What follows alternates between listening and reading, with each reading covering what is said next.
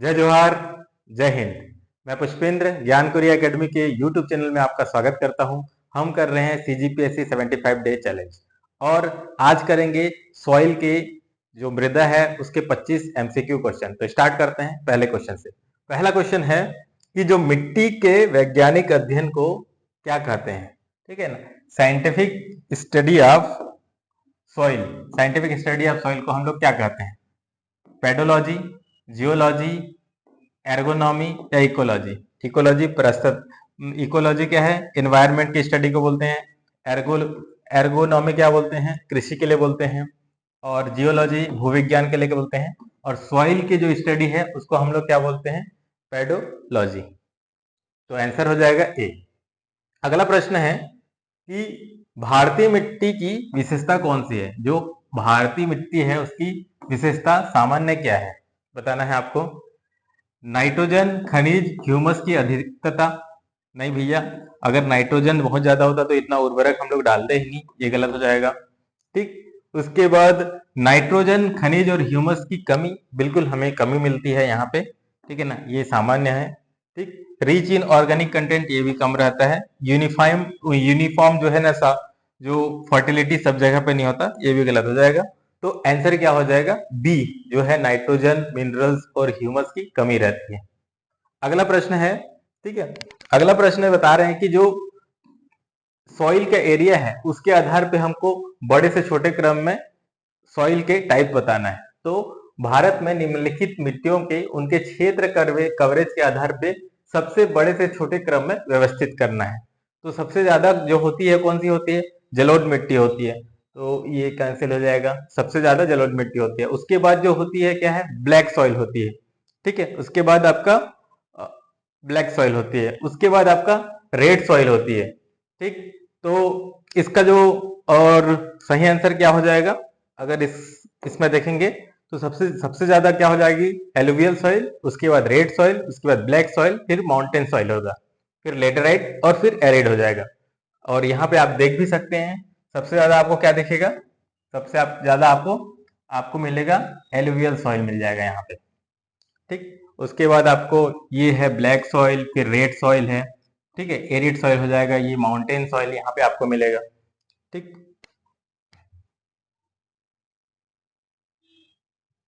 तो आंसर क्या हो जाएगा? एलुवियल सॉइल सबसे ज्यादा होगा, उसके बाद ब्लैक सॉइल होगा, फिर रेड सॉइल हो जाएगा, उसका लेटरल सॉइल, उसके बाद माउंटेन सॉइल। अगला प्रश्न हम लोग देखते हैं कि जो मृदा का जो प्रोफाइल होता है, उसका जो स्ट्रक्चर होता है, को परत, कौन सा परत जैविक पदार्थों में समृद्ध होता है और शीर्षतम परत होता है, सबसे टॉप मोस्ट लेयर होता है और ऑर्गेनिक मैटर उसमें सबसे ज्यादा रहता है। Horizon A, horizon B, horizon C, horizon R. तो कौन से परत है आपको बताना है। अगर आप देखेंगे तो जो सॉइल का परत जो होगा यहाँ पे ओरिजन ए जो है ना, टॉप मोस्ट सॉइल बोलते हैं इसको। ठीक है ना, इसमें आपको ऑर्गेनिक मैटर आपको क्या मिलेंगे? ज्यादा मिलेंगे। ठीक है, इसमें यहाँ पे इसी जहाँ पे रूट जा रहे हैं। ठीक, और सबसे ऊपर वाले फॉर्म में क्या रहेगा? तो वो तो ह्यूमस रहता है। तो आंसर क्या हो जाएगा? होरिजन ए।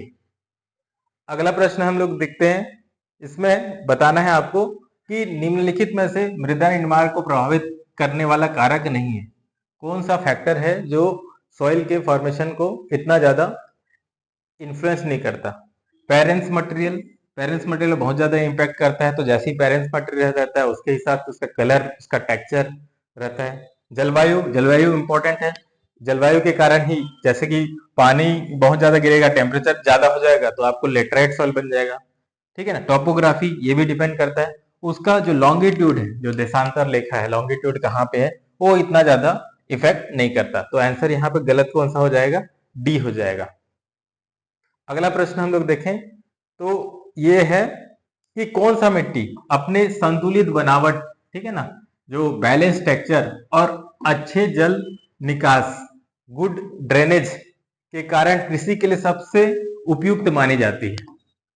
सैंडी सॉइल, बलुआई मिट्टी, या फिर क्ले सॉइल, लूमी सॉइल, या फिर लेटराइट सॉइल।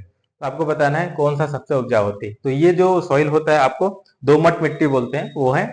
ठीक है ना, एलुवियल सॉइल में ही मिलेगा आपको, दोमट मिट्टी होगा, लोमी सॉइल होगा इसका आंसर करेक्ट होगा। अगला प्रश्न हम लोग देखें तो ये है कि मिट्टी में जो लाल रंग मुख्यतः रूप में किस यौगिक की उपस्थिति के कारण होता है। जो मिट्टी का कलर लाल होता है वो किसके कारण होता है, ठीक है ना। कैल्शियम कार्बोनेट के कारण, या फेरिक ऑक्साइड के कारण, या मैग्नीशियम ऑक्साइड के कारण, या सिलिका के कारण। तो आपको बताना है इसका सही उत्तर। तो इसका जो लाल होता है क्योंकि वहां पे फेरिक ऑक्साइड मिलता है, फेरिक ऑक्साइड के कारण उसका कलर लाल होता है। तो इसका आंसर क्या हो जाएगा, बी हो जाएगा। अगला प्रश्न देखते हैं कि कौन सी मिट्टी मुख्य रूप से बेसाल्टिक चट्टानों से बनती है। तो कौन सा जो मिट्टी है बेसाल्ट रॉक से बनती है। जैसे कि ज्वालामुखी निकलता है तो उसमें बेसाल्टिक लावा निकलता है, और वो जब ठंडा होता है तो वहां पे मिट्टी का भी निर्माण होता है उससे। तो बताना है कौन सा है। जलोढ़ मिट्टी जो एलुवियल सॉइल ये नहीं होता, वो आपका जो सेडिमेंट होता है रिवर के उसके थ्रू बनता है। रेड सॉइल भी नहीं होता, ठीक है। लेटराइट सॉइल भी नहीं होता, ये होता है ब्लैक सॉइल। जो काली मिट्टी है वो बेसाल्टिक रॉक्स के बनती है। तो आंसर क्या हो जाएगा, बी हो जाएगा। अगला प्रश्न है कि मिट्टी निर्माण पर जो स्थलाकृति है कैसे प्रभाव करते हैं, कैसे करके इन्फ्लुएंस करती है जो रिलीफ है, ठीक है।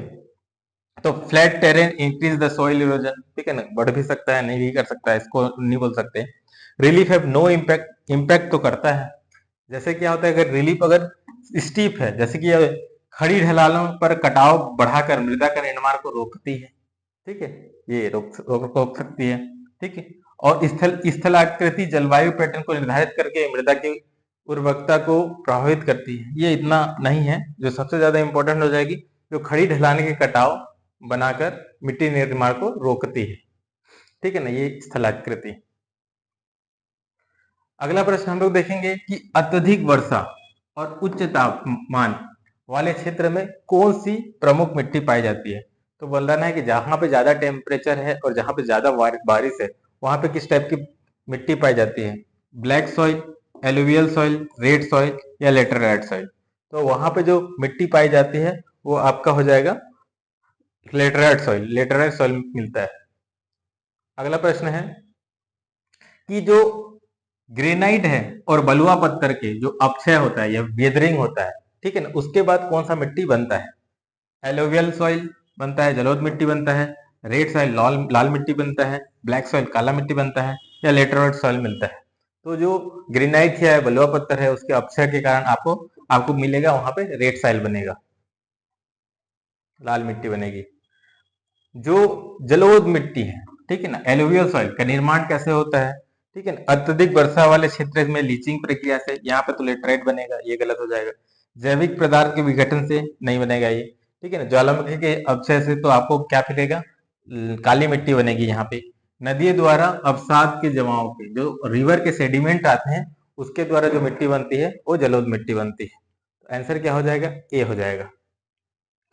अगला प्रश्न हम लोग देखें तो इसमें है कि कौन सा मिट्टी समूह भारत के कुल भूभाग का सबसे बड़ा क्षेत्रफल 15 लाख वर्ग किलोमीटर या 46% कवर करता है। तो कौन सा मिट्टी कवर करता है, क्या काली मिट्टी, एलुवियल मिट्टी, जलोढ़ मिट्टी, लाल मिट्टी, या लेटराइट मिट्टी। सबसे ज्यादा हम लोग ने देखा था कौन सा मिट्टी है आपका, आपका है एलुवियल मिट्टी। जलोढ़ मिट्टी आपको 46% कवर अप करता है। तो आंसर क्या हो जाएगा, बी हो जाएगा। अगला प्रश्न अगर देखा जाए तो ये है कि निम्नलिखित में से कौन सा कथन जलोढ़ मिट्टी के बारे में गलत कथन है, बताना है जलोढ़ मिट्टी के बारे में गलत कथन है। तो एलुवियल मिट्टी जो है वो 46% कवर करता है, बिल्कुल सही है। अभी देखिए जलोढ़ मिट्टी केवल दक्कन के पठार में मिलता है। दक्कन के पठार में आपको क्या मिलेगा, वहां पे आपको बेसाल्टिक लावा आया था तो वहां पे काले मिट्टी होगा। तो ये स्टेटमेंट गलत हो जाएगा। जलोढ़ मिट्टी का निर्माण नदी के अवसादों के जमाव से होता है, बिल्कुल सही है। जलोढ़ मिट्टी अपरिपक्व, कमजोर प्रोफाइल और छिद्र युक्त होती है, ये भी सही है। ठीक है, गलत क्या हो जाएगा, ये दक्कन के पठार पे नहीं, आपको गंगा नदी के जो मैदान है वहां पे आपको जलोढ़ मिट्टी मिलेगी। तो आंसर क्या हो जाएगा, सी हो जाएगा। अगला प्रश्न है कि जो भांगड़ और खादर के बारे में आपका कौन सा कथन सही है, बताना है। भांगड़ और खादर, तो एक क्या होता है, खादर क्या होता है, नया जलोढ़ मिट्टी होता है, ठीक है ना। भांगड़ क्या है, वो जो पुराना वाला होता है। तो इसके हिसाब से देखो भांगड़ मिट्टी नई होती है, ये गलत हो गया। भांगड़ नहीं, खादड़, खादड़ नया होता है, तो ये गलत हो गया। ठीक है। दूसरा, भांगड़ खादड़ की तुलना में कम उपजाऊ होता है। ठीक है, भांगड़ खादड़ की तुलना में कम उपजाऊ होता है। खादर नया एलुवियल सॉइल होता है, इसी कारण ज्यादा उपजाऊ होता है, तो बिल्कुल ये सही है। तो भांगड़ उससे कम उपजाऊ होगा और ऊंचे क्षेत्र में पाया जाता है। ठीक, तो ये तो सही नजर आ रहा है। नीचे देखते हैं, भांगड़ और खादर दोनों केवल डेक्कन के पठार में पाई जाती है, ये गलत है। ठीक है ना, वहां पे नहीं पाई जाती जहां पे गंगा के तट पे पाई जाती है, यहाँ पे दोनों नहीं पाई जाती बड़े स्तर पे। खादर कम उपजाऊ जमीन है और इसे कंकड़ गठाएं होती है। ठीक है, खादर ज्यादा उपजाऊ जमीन होती है, तो ये भी गलत हो जाएगा। तो यहाँ पे सही आंसर क्या हो जाएगा? बी हो जाएगा सही आंसर। आपको बताना है फिर से, भाभर, भाभर क्षेत्र के बारे में बताना है। वो कौन सा गलत है बताना है। भाभर हिमालय के तलहटी में पाए जाने वाले मोटे जलोढ़ की एक सक्रिय पट्टी है। बिल्कुल, अगर अगर हिमालय का आपको फुटहिल देखोगे तो वहां पे क्या है कि बड़े बड़े ऐसे दिखेंगे। ठीक है ना, उसके बाद फिर आपको यहाँ पे, ठीक है ना, यहाँ पे जो मिलेंगे इसको बांगर बोलते हैं, जो कि बड़े बड़े पत्थर टाइप के होते हैं। ठीक, तो ये तलहट में पाया जाता है, बिल्कुल सही लग रहा है। ठीक है, भाबर क्षेत्र में इसकी भाबर अत्यधिक हाई उपजाऊ होती है और गहन कृषि के लिए उपयुक्त है।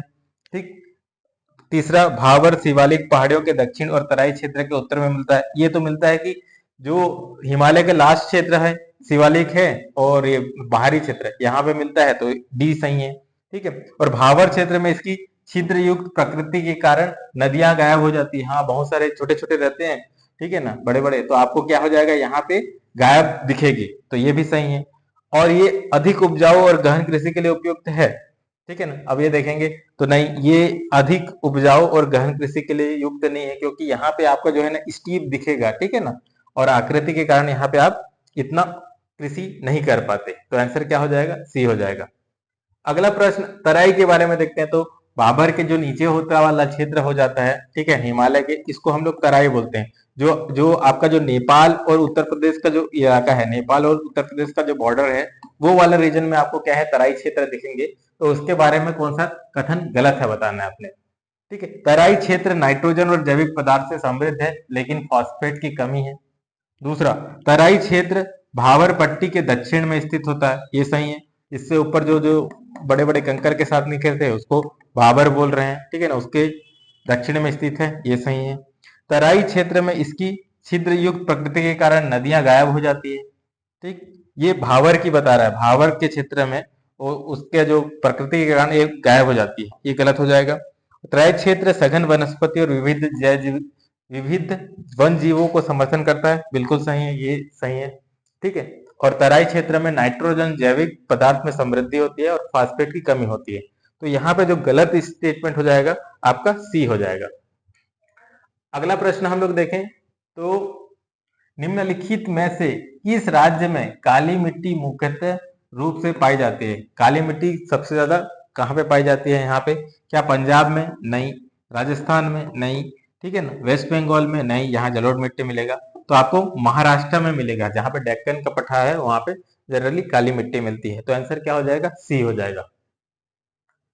अगला प्रश्न हम लोग देखें, काली मिट्टी की रासायनिक जो संरचना के बारे में कौन सा कथन गलत है बताना है। तो काली मिट्टी के बारे में कौन सा कथन गलत है बताना है। ठीक, काली मिट्टी में 10% एल्यूमिना और 9 से 10% आयरन ऑक्साइड मिलता है, लोहा ऑक्साइड मिलता है, बिल्कुल सही है। उसमें 6 से 8% चूना और मैग्नीशियम कार्बोनेट होता है, लेकिन फास्फोरस कम होता है। ठीक, तीसरा, बिल्कुल ये भी सही है। ठीक है, चूना 6 से 8% रहता है, मैग्नीशियम कार्बोनेट होता है, लेकिन पोटास कम होता है। ठीक है, और काली मिट्टी में पोटास समृद्ध होता है और एल्यूमिनिया कम होता है। एल्यूमिनिया आपको 10% के आसपास होता है, कम नहीं होता है, और पोटास समृद्ध नहीं होता है, तो बहुत कम होता है। तो ये हो गया, गलत हो जाएगा। यह पानी धारण करने की क्षमता के कारण कपास की खेती के लिए उपयुक्त है। ठीक है ना, ये बिल्कुल सही है। ठीक, तो आपका क्या हो जाएगा, गलत कौन सा हो जाएगा? सी, स्टेटमेंट सी गलत हो जाएगा। अगला प्रश्न हम लोग देखते हैं, जो काली मिट्टी है, काली मिट्टी निम्नलिखित में से किस फसल के लिए सबसे उपयुक्त मानी जाती है? जो काली मिट्टी है कौन से फसल के लिए सबसे उपयुक्त मानी जाती है? गेहूं के लिए, कपास के लिए, चावल के लिए या चाय के लिए? तो इसका जो सही उत्तर क्या है? ये कपास के लिए, ठीक है ना, बहुत उपयोगी माने जाते हैं। ठीक, तो आंसर क्या हो जाएगा? बी। अगला प्रश्न हम लोग देखते हैं, इसमें यह है कि लाल मिट्टी के बारे में क्वेश्चन है। निम्नलिखित में से कौन सा कथन गलत है? लाल मिट्टी के बारे में कौन सा कथन गलत है बताना है आपको। लाल मिट्टी का रंग लौह ऑक्साइड की उपस्थिति के कारण होता है। बिल्कुल सही, लौह ऑक्साइड की उपस्थिति के कारण ही उसका जो कलर है लाल रहता है। दूसरा, लाल मिट्टी नाइट्रोजन और जैविक पदार्थ के में समृद्ध होता है। ठीक। तीसरा स्टेटमेंट देखते हैं, अग्नेय और रूपांतरित चट्टानों के अपक्षय से, जो वेदरिंग से आपको क्या बोलते हैं, लाल मिट्टी बनता है। ये भी सही है। लाल मिट्टी आमतौर पे तमिलनाडु, कर्नाटका, उड़ीसा, हमारे छत्तीसगढ़ में पाया जाता है। ये भी सही है। लेकिन इसमें क्या है कि लाल मिट्टी में क्या है, नाइट्रोजन की कमी पड़ती है। इसी कारण हमारे पूरा जो साउथ इंडिया के जितना भी क्षेत्र है और हमारे छत्तीसगढ़ में भी हम लोग नाइट्रोजन के लिए बहुत ज्यादा फर्टिलाइजर यूज करते हैं एग्रीकल्चर में। तो ये स्टेटमेंट क्या हो जाएगा? गलत हो जाएगा। तो आंसर क्या हो जाएगा? बी यहाँ पे गलत है। अगला क्वेश्चन, निम्नलिखित में से कौन सी मिट्टी अपक्षय के अंतिम उत्पाद मानी जाती है? यानी कि जो एंड प्रोडक्ट ऑफ वेदरिंग बोलते हैं। ठीक, लेटेराइट मिट्टी, ब्लैक सॉइल, एलुवियल सॉइल या रेड सॉइल? तो बताना है कि अंतिम उत्पाद मानी जाती है वेदरिंग का, तो ये कौन सा होता है? आपका लेटेराइट सॉइल, लेटेराइट सॉइल होता है। तो आंसर क्या हो जाएगा? ये हो जाएगा। बहुत ज्यादा टेम्परेचर हो गया और बहुत ज्यादा अगर पानी हो गया तो वहां पे जो वेदरिंग होता है उसके बाद ये मिट्टी बनती है। तो ये हो जाएगा आंसर। अगला प्रश्न हम लोग देखें कि लेटेराइट मिट्टी के बारे में बता रहे हैं, उसकी रासायनिक संरचना निम्न में से कौन सा दर्शाता है? तो बताना है लेटेराइट मिट्टी का जो केमिकल कंपोजिशन है कौन सा बता रहा है। ठीक है, लौह ऑक्साइड में समृद्ध, नाइट्रोजन और पोटास में कमी। दूसरा, कैल्शियम और मैग्नीशियम में समृद्ध। तीसरा, हाई जैविक पदार्थ और ह्यूमस की उच्चता। चौथा, मुख्य रूप से सिलिका और कार्बोनाइट से बनी होती है। तो बताना है कि लेटेराइट मिट्टी किस चीज से बनी रहती है। तो आपको अगर देखोगे तो इसमें आयरन ऑक्साइड ज्यादा रहता है, नाइट्रोजन और पोटास कम रहता है। तो आंसर क्या हो जाएगा? ए हो जाएगा। अगला प्रश्न हम लोग देखें पर्वतीय मिट्टी के बारे में। पर्वतीय मिट्टी के बारे में कौन सा कथन गलत है बताना है अपने को। ठीक, तो पर्वतीय मिट्टी घनी वनस्पति के कारण जैविक पदार्थों में समृद्ध होती है। बिल्कुल सही है, पर्वतीय मिट्टी में जैविक जो घनी वनस्पति वहां पे सड़ जाते हैं तो फिर उसमें जैविक पदार्थ ज्यादा होते हैं। सही है। ठीक, यह मुख्य रूप से हिमालय क्षेत्र और अन्य पहाड़ी क्षेत्र में मिलता है। ये भी सही है। ठीक, और पर्वतीय मिट्टी अधिक अधिक उपजाऊ है और गेहूं और चावल के लिए खेती के लिए उपयुक्त है। ठीक, तो अगर देखा जाए तो पर्वतीय मिट्टी जहां पे मिलेगा उसमें स्लोप बहुत रहेंगे, हिले बहुत रहेंगे, तो उसके कारण तो ये तो सुटेबल नहीं रहता गेहूं और चावल के लिए। ठीक है ना, तो ये आपका गलत हो जाएगा। ठीक, पर्वतीय मिट्टी की संरचना ऊंचाई और जलवायु के साथ बदलती है। ये भी सही है, ऊंचाई और जलवायु के साथ मिट्टी की संरचना बदलती है। तो यहाँ पे आंसर क्या हो जाएगा जो गलत है, कि वहां पे गेहूं और चावल के लिए उपयुक्त नहीं है।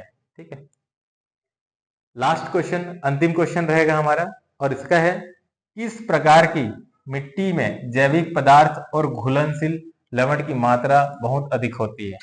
तो कौन सा मिट्टी होती है जिसमें क्या है कि ऑर्गेनिक मैटर और सॉल्युबल सॉल्ट सबसे ज्यादा होता है? क्या alluvial soil, black soil, peaty soil या फिर लेटेराइट सॉइल?